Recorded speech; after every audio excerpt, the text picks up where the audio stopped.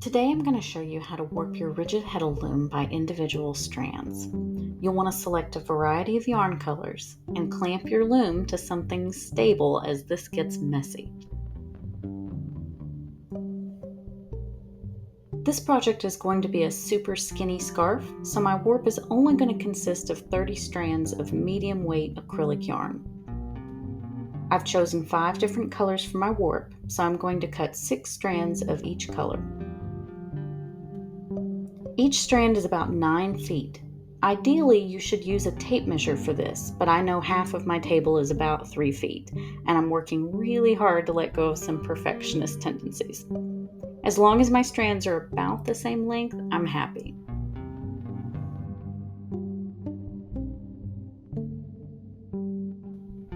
Be sure to comb out any tangles as you go, and trim to even up the lengths.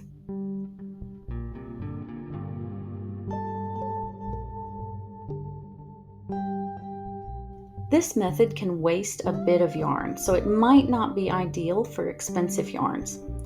I'm using acrylic yarn I got on sale and in mystery boxes, so I'm not worried about a little bit of waste.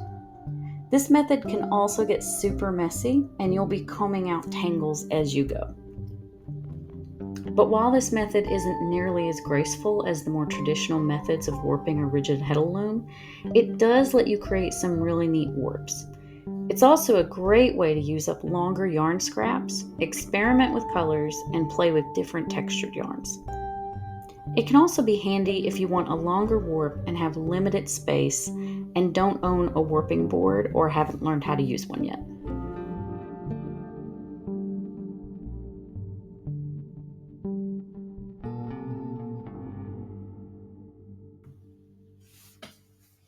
Once I have my 30 strands, I'm going to head to the back of my rigid Heddle loom. I've clamped the back of my loom onto a table. I'm going to work from the back of my loom, pulling my individual strands from the front through the heddle and to the back of the loom. I'm working from left to right, starting in one of the slots.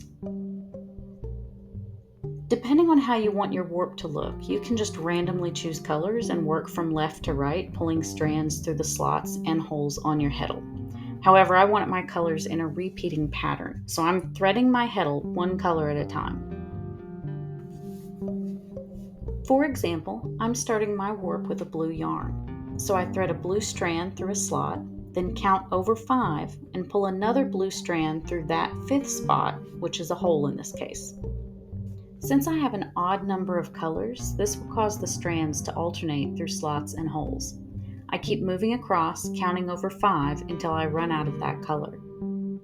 Then I go back to the beginning, and in the hole to the right of my first strand, which is in a slot, I pull the next color through. I count over 5, and in the 5th spot, which is a slot, I pull another strand of that second yarn through. I do this with all 5 colors. Again, you can just be random when choosing colors, and you can move across your heddle one slot and one hole at a time. Let's take another look at this process from a different angle.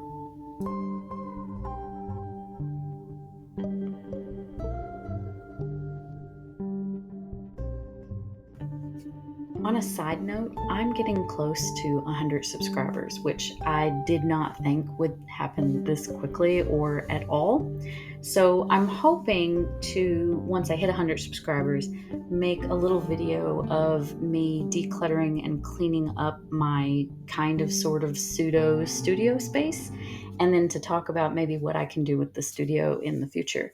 So hopefully I'll hit 100 subscribers soon and you guys get to see that video.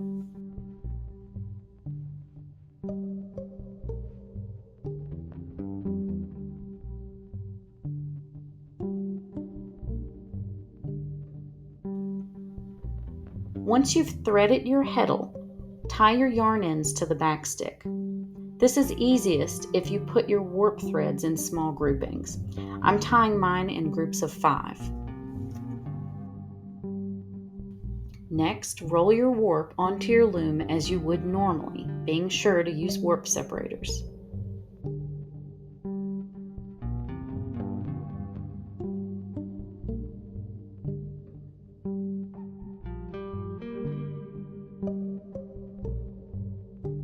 Now tie the loose warp threads at the front of the loom into groups.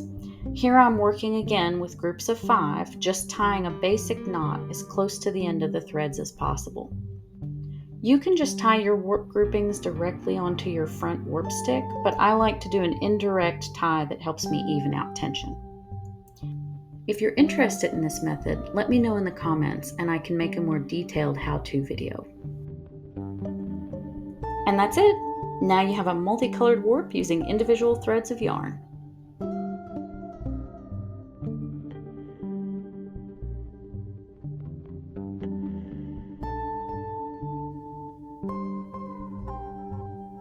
As always, thanks for watching.